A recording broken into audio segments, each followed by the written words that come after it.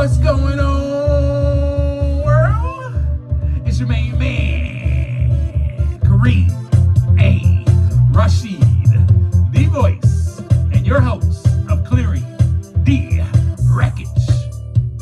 Yes, we've got another great episode in store for you today. Once again, I don't know what you got going on. You could be driving to work, but all I ask is please pay attention to the road. Or you could be at work on a lunch break trying to get a quick sneak peek into this episode. Please be sure to clock back in on time.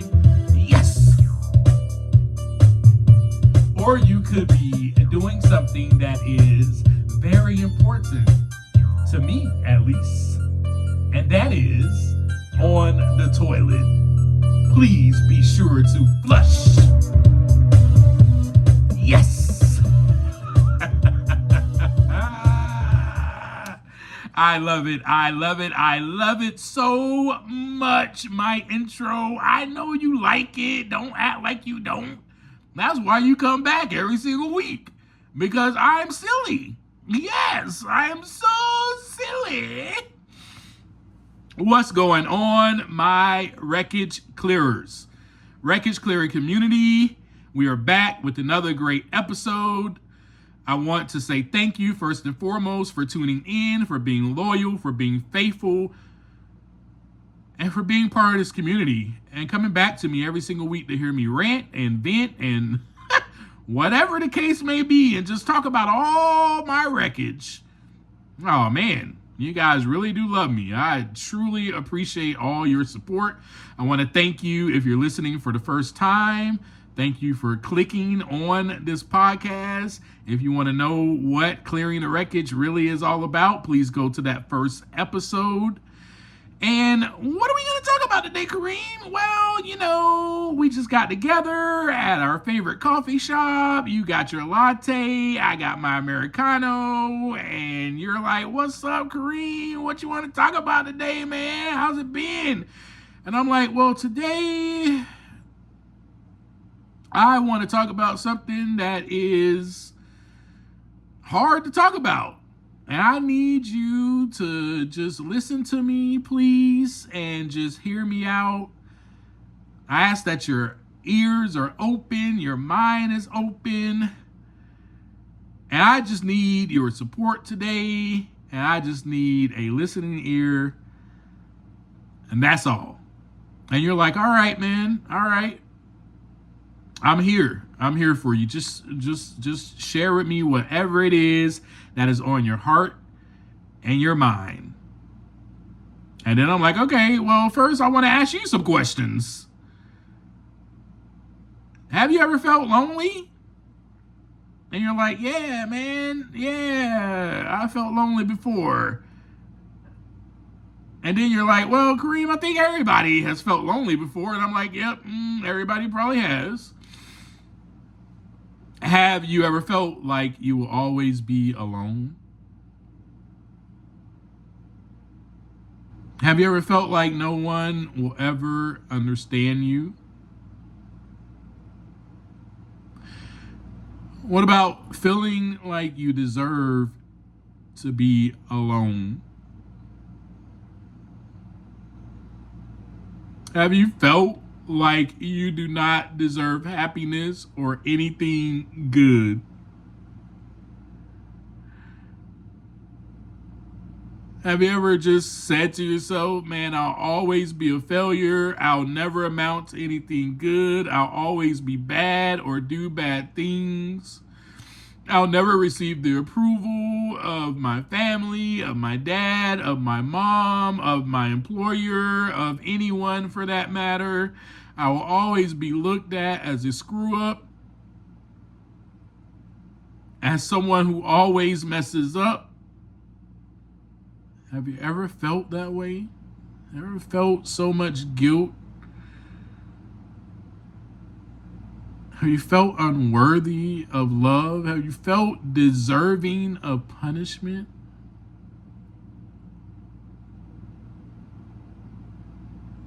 Have you felt like giving up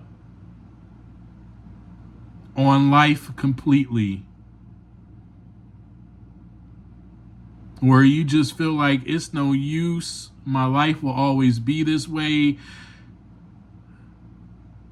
I'm better off dead, and people are better off without me here because I always screw everything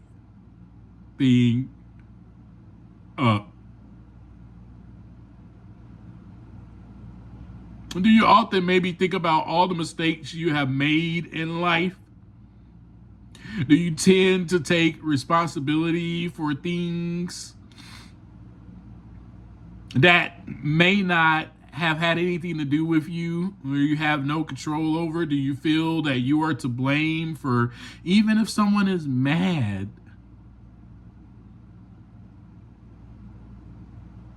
What about like a failure? You feel that way? Like you do not deserve for anything good to happen, only bad things, worthless, hopeless. Well, you are not alone. I am here with you, and I'm here to reassure you and validate your feelings today. And I'm here to let you know that you're allowed to feel, because I've felt all of those feelings. Every one of those feelings, sometimes simultaneously, I felt a lot of them. I'm here to tell you that you're allowed to feel, and it is okay to not be okay. I felt this way throughout my life sometimes, and the reason being is because I have depression. I have major depressive disorder, which is also known as clinical depression. And I did not realize this until I went to see a psychiatrist. I explained this in a previous episode, maybe episode 14, I think, where I discuss my diagnosis about when I talked about PTSD and how I was diagnosed with that. But I was also diagnosed with anxiety and depression. Then later, I started seeing a psychologist who has been such a great counselor and has been providing me treatment such as cognitive behavioral therapy. And this was way back in like 2012, 2013, that part of my story.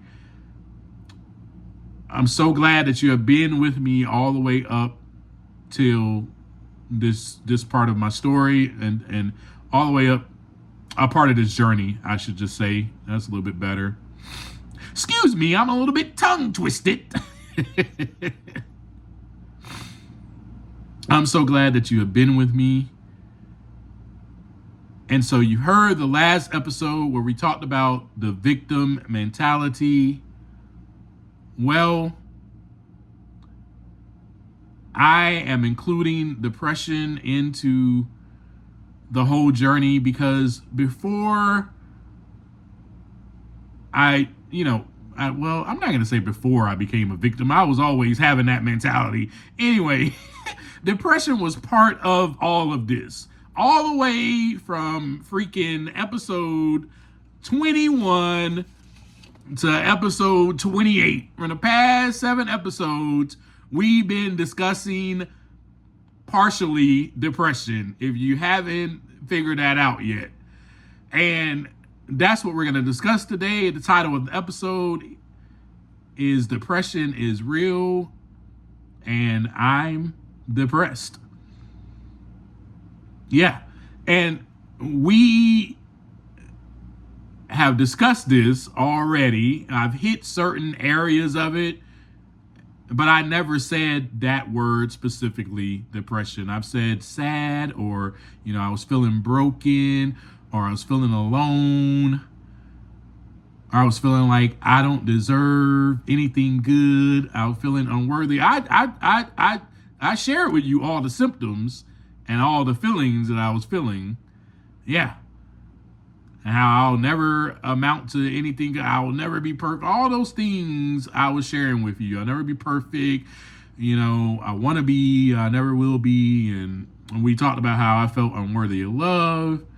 All these feelings were included all the way from episode 21 to 28.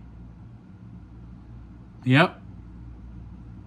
But today I'm going to share a little bit more with you about major depressive disorder, which is also known as clinical depression. And I'm going to take you through that journey of when it really hit me.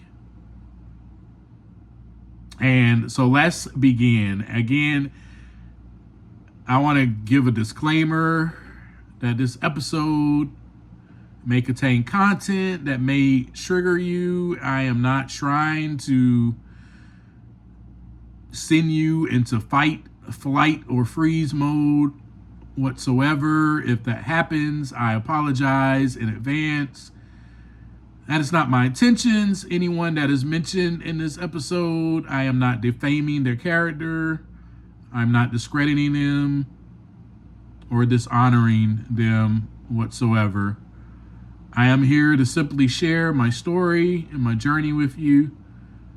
I am someone that has depression. I am not someone that is getting on a podcast, just starting a podcast and saying, I'm going to talk to the world about all these mental health issues that I've never experienced. No.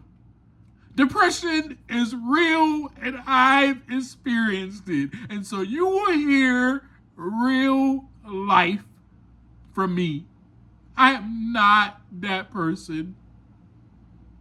Please do not confuse me for that person. I am not that person. I will always keep it real with you. I am sharing this with you because it is something that I have been through. And not only that, I know that my people that are listening to me every single week, there are some of you who have depression like me. And I want you to know that you're not alone. I just want you to know that full well and reassure you and give you comfort that I am here with you. I am not on a pedestal. I am not on a throne. I have not graduated from life. I am right here with you. I want to hold your hand. I want to walk with you as you walk with me on the journey of personal growth and development. And I want us to clear the wreckage together. Together. As one.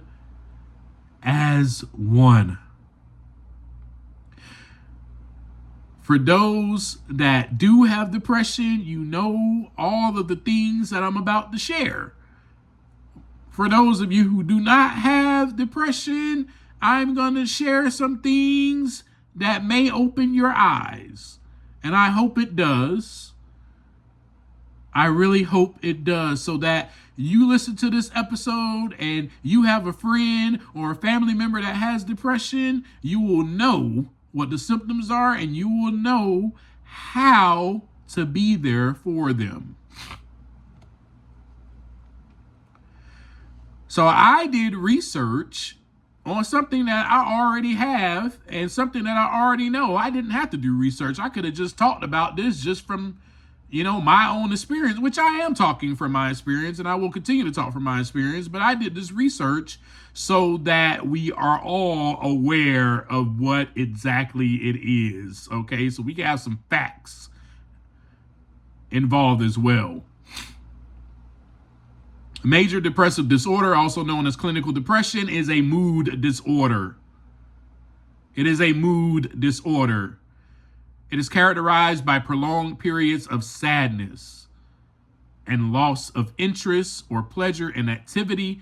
It significantly impacts a person's thoughts, feelings, behaviors, and physical well-being. Here are some of the symptoms. Feelings of sadness, emptiness, or hopelessness. Irritability or frustration, feelings of worthlessness or excessive guilt. We can stop right there and talk about my excessive guilt, my feelings of worthlessness, how I felt that way off and on all of my life. Everybody has left me. Nobody wants me. My parents have gotten divorced. It must be my fault. I deserve to be punished. I'm worth not sticking around for. Shall I go on? Behavioral symptoms that come with it is loss of interest or pleasure in most or all activities, withdrawal from social interactions, changes in sleep patterns, insomnia or hypersomnia. Insomnia would be not sleeping. Hypersomnia would be sleeping too much. There's cognitive symptoms, which include difficulty thinking, concentrating, or making decisions, and even memory problems. Physical symptoms include fatigue, lack of energy, unexplained aches, pains. Severe symptoms could be recurrent thoughts of death, suicide, suicidal ideation, or suicidal attempts. All right? I want you to know this. Depression is not the same as temporary sadness or grief.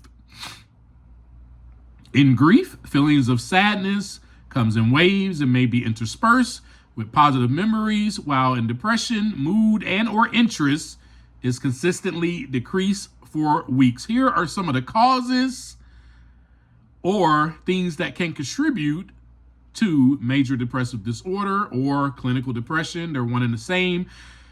One of the causes or contributions could be genetics. There could be a family history of depression that increases the risk. Brain chemistry, which is imbalances in neurotransmitters like serotonin and dopamine, may also play a role. When I went to see my psychiatrist, that's exactly what he told me. You have chemical imbalances in your brain. You do not have enough serotonin or dopamine flowing in there to help you think balance, to help you not be all the way over here into pessimism. They will give you some type of balance if you take this medication. So let me prescribe this for you. Yes. So thankful I went to see a psychiatrist. I got snot running all down my nose, y'all. I'm sorry. This episode is really hard. It just, when I talk about stuff like this, and here I am apologizing. I'm placing self-blame upon myself. That's one of the symptoms of depression, by the way. Blaming myself for everything. So I'm not apologizing that I'm getting emotional. So scratch the fact that I apologized. And for my men out there, stop apologizing for being emotional or for being in tune or in touch with your emotions. If you want to cry, cry. If you need to let it out, go right ahead. Because if you haven't noticed, I've been crying this whole episode. This whole conversation that I've been having with you, I've been crying, and I don't care. And I'm not going to apologize. I'm not going to apologize. Yes, I'm still a man, not less of a man, because I'm shedding some tears and because this is bringing up things, is bringing up emotions that I probably need to let out. Anyway, let's move on. Life events such as traumatic experiences, loss, major life changes, or chronic stress can trigger depression. Other health problems can trigger it, such as chronic illness, thyroid conditions, substance use and abuse, of course that can. Man, those are also linked to depression. Personality traits such as individuals with a low self-esteem, me, or a tendency towards only pessimism may be more vulnerable to depression. Great thing that there is treatment involved that we can find, that most individuals can find that relief through medication, psychotherapy, or a combination of both. Thank God that I went to a psychiatrist. Thank God that I went to see a psychologist right after that, after the suggestion from my psychiatrist. He said, now you need to go see a counselor or a psychologist to help you think better than the way that you think now, to help you deal with and manage your depression, your post-traumatic stress disorder, and your anxiety. So here are some things and ways that we can clear the wreckage. We can go to talk therapy, such as cognitive behavior therapy, which is the therapy that I am involved in. I've been involved in for 2013, 12 years now. It has helped me in so many ways. Interpersonal therapy also helps individuals identify and manage negative thought patterns, which is also what I'm doing with my therapist. We sit down with each other. It's personal, it's interpersonal. We talk and we discuss things, and she helps me identify and manage my negative thought patterns, my behaviors, and my relationship issues. I also want to share with you some other insight that I gained from some research, which things that I already know, but I'm going to go ahead and give you this insight. Feeling worthless or having excessive or inappropriate guilty feelings is a common symptom of MDD, major depressive disorder, or clinical depression. Research has identified feelings of worthlessness as a distinctive and consistent symptom of major depression across cultures. Studies also have found that feelings of inadequacy, me, ding, ding, ding, including self-worthlessness, are a consistent feature of major depressive disorder. Research has further shown that worthlessness is strongly associated with hopelessness and self-blame in individuals with depression. Here is the deal. When someone has depression, they are already blaming themselves for having depression.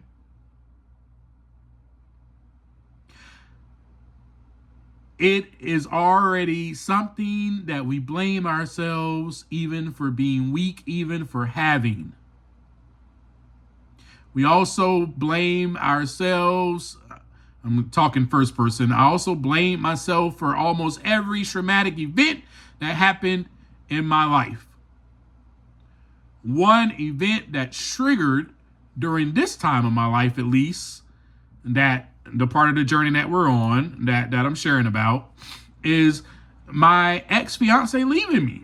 Now, we discussed that in all the other episodes. We discussed that in one of the episodes, right? And we discussed the fact that she did not leave me on purpose. It was more like she was taken away, and it happened very suddenly. But that triggered my depression because I even blamed myself. And here is how I blamed myself for her being taken away. I'm going to share it with you.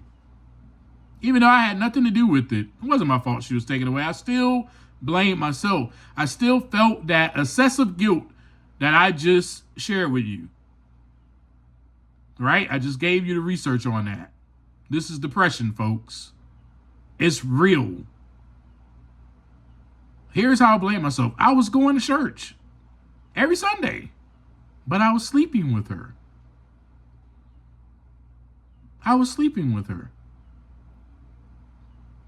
And that is how I felt guilty, because while being told every single Sunday in church that sex before marriage, Kareem, is wrong. Sex before marriage is wrong. So I felt guilty.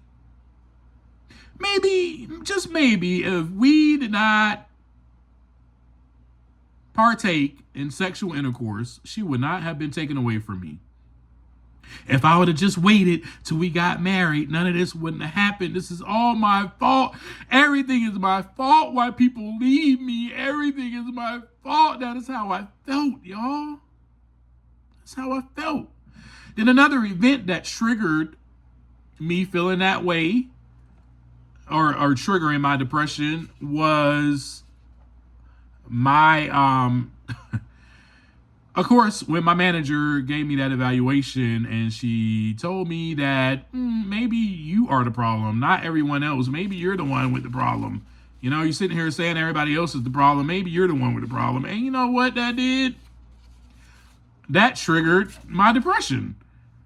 Because I've already been blaming myself and feeling guilty and feeling that I may be actually the root cause of everything that bad that happens. Maybe I am the problem.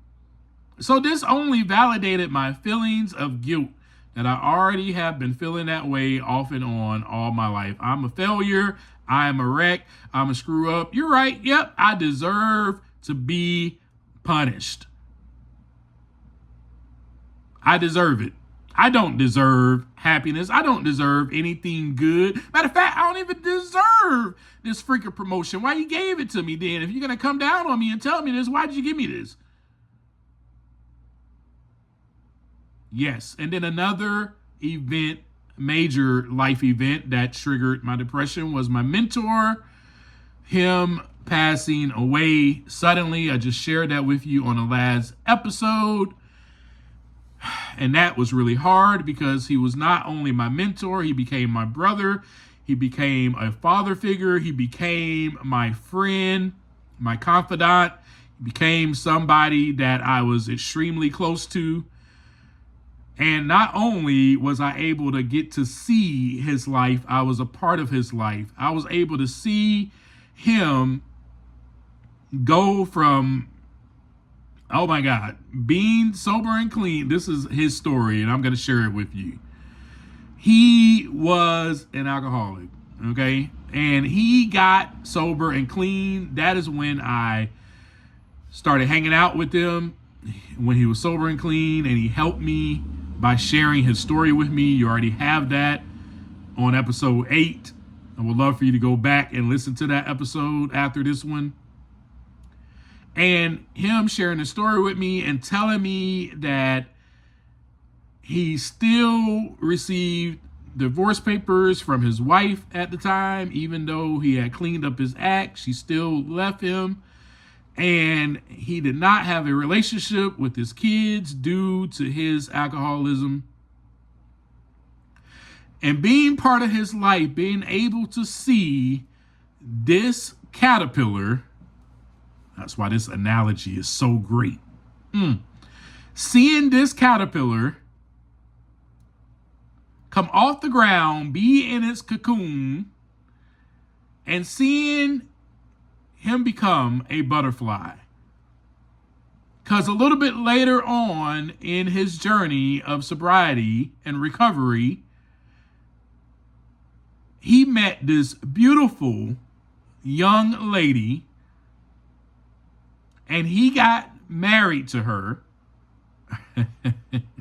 I was the best man at his wedding, and his relationship with his kids was restored.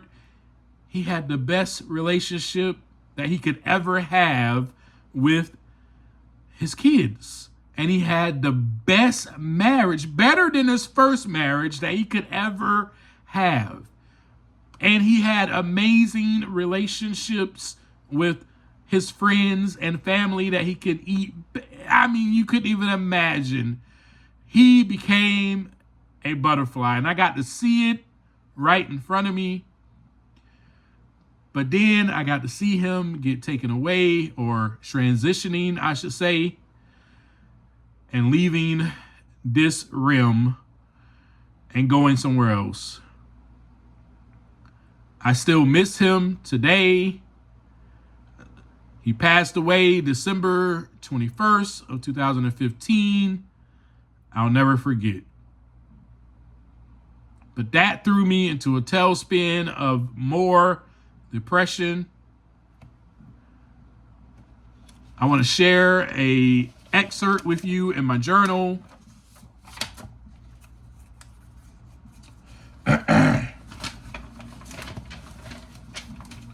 of how I was feeling at the time.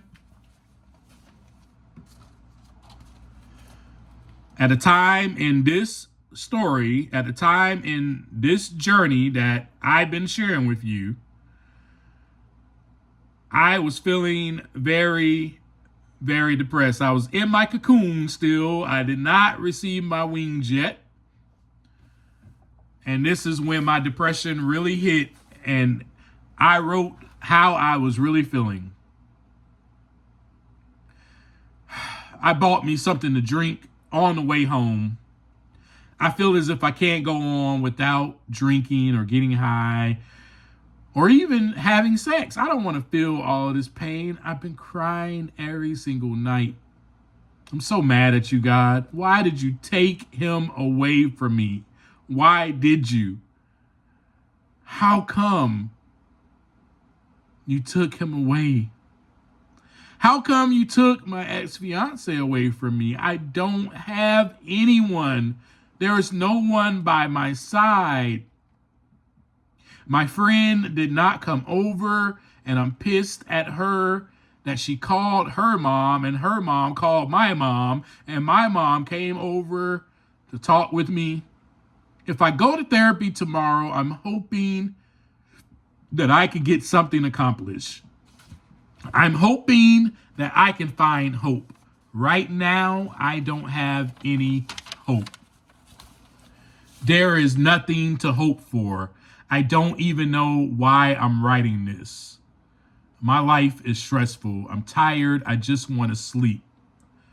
I just want to sleep all day. I don't want to deal with anything. I want to drink and get high.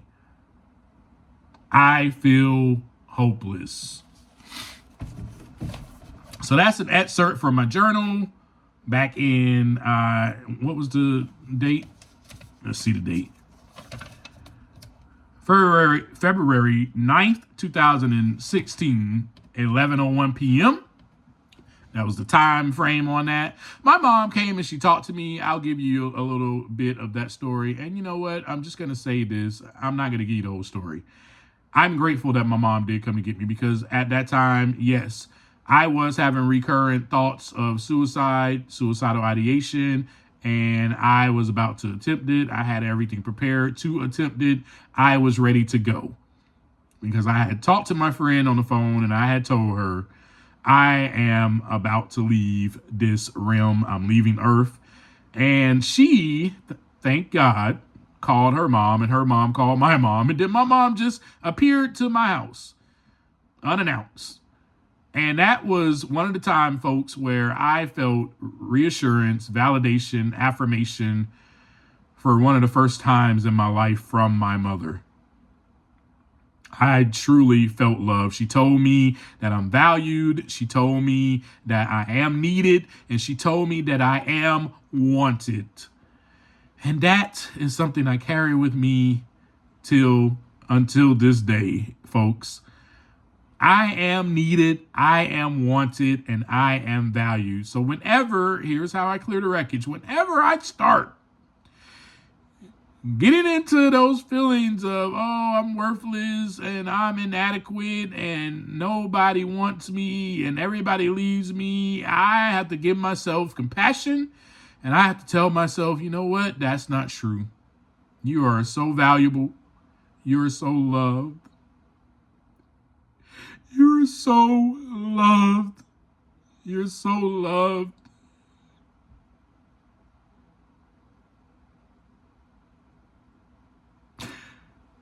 And you are so needed.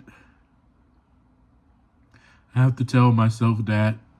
I have to tell myself what's real, the truth. See, when you have depression, what it does, it bends your perception. It bends your thoughts.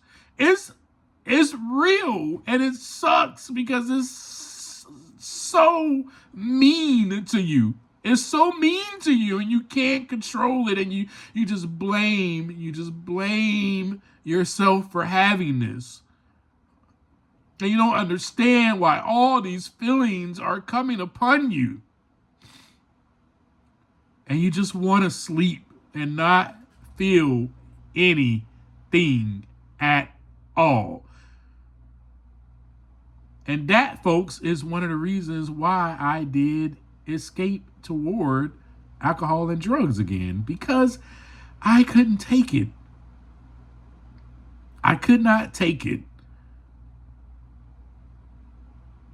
And I'm sharing this with you so that you who deal with depression can find other sources besides escaping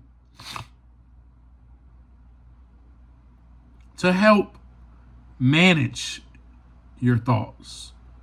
Cognitive behavior therapy, interpersonal behavior therapy, talking to a therapist will help. Sometimes having a support system helps. Talking to friends, it helps. There are people out there that are just going to listen to you and support you, and they are just going to be a listening ear and let you know that they are here for you. And that is what my mom did, folks, that day. And I am so grateful that she did, because I am here today because of that. Yes, the feelings did not subside right away.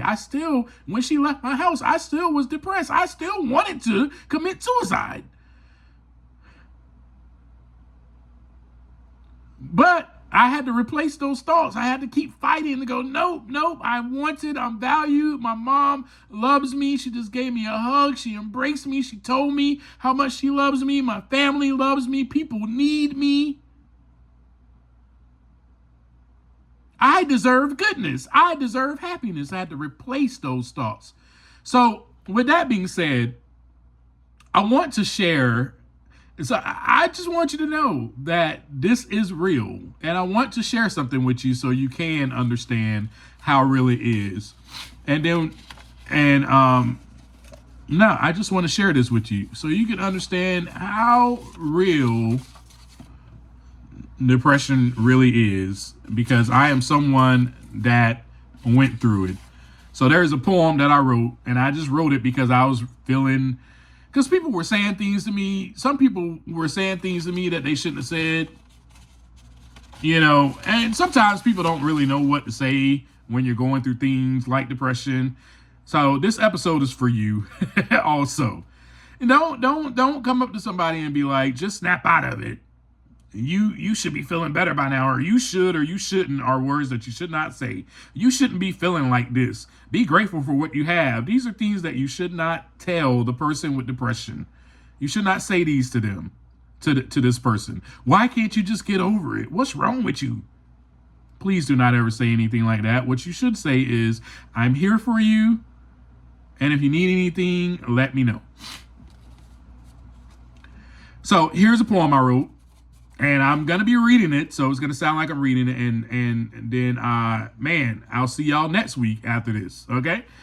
And hopefully by then I'll have some wings, doggone it. And stick with me. Here's depression.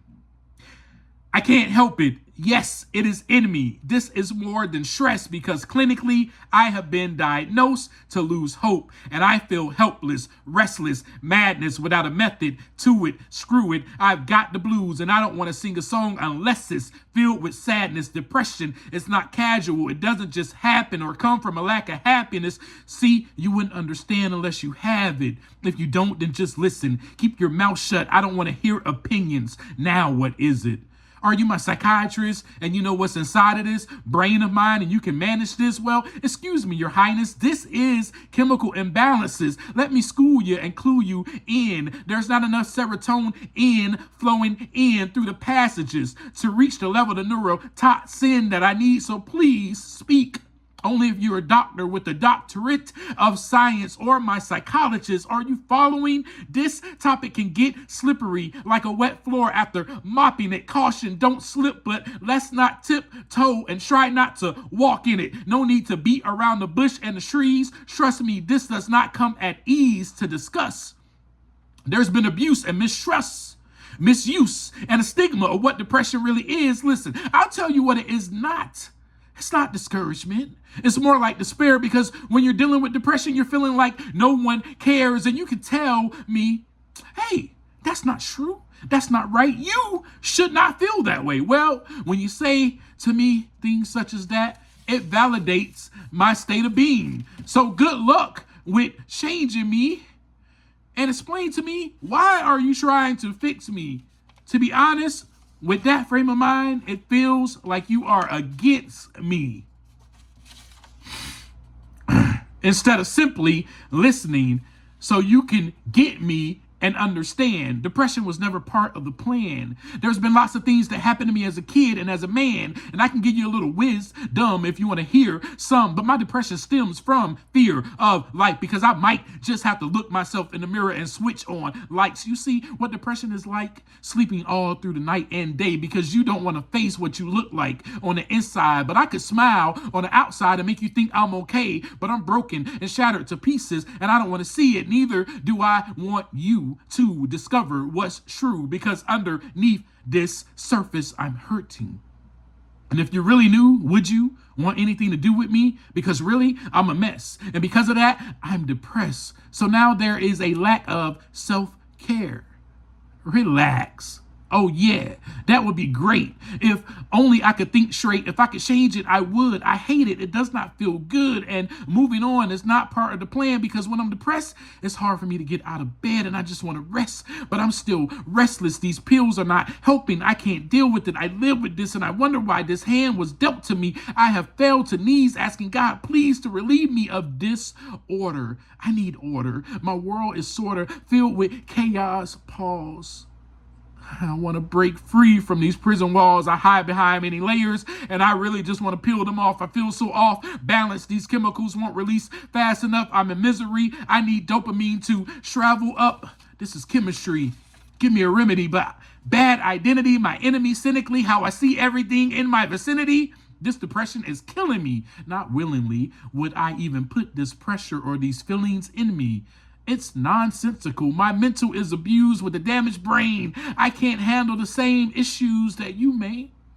You can say how you deal, but will that make me heal? And believe me when I say I don't want to feel this way. I could give two rat's turds if I'm taking off this earth today. I actually feel the urge to cut and watch myself bleed. Inflicting pain upon me is what I deserve. And truthfully, I just want to be heard. With depression, everything is blurred. And honestly, this part of me would rather just off myself, because death is permanent. When depression hits, I feel alone and deserted. And I'm sorry for expressing this, but I don't know how else to word this. I'm praying and hoping that you heard this clearly, because really, depression has got me feeling worthless. Thank you so much, y'all, for being here with me today. I do want to address one thing. And if you are experiencing any of these symptoms, please seek professional help. Please seek counseling. Please go exercise, go for a walk. Do something to change your mood. One of the things that I learned and how I'm clearing the wreckage is move a muscle, change a thought. If I start moving, I start walking or running or doing something to improve my mood, I feel a little bit better. It may be for a moment, but at least I feel better. And then I'm clearing the wreckage and I'm fighting and managing my depression. So I am with you again. I want you to be reassured by this episode. I hope it finds you well. I hope it gives you some comfort as well to know that you are not alone. And hopefully next week, doggone it, boy, you've been part of the journey. You'll see those beautiful wings come on out of that cocoon. I love y'all. Y'all are so awesome. Again, as I leave you all the time, take some time to look inside so that the wreckage can begin to clear. Peace.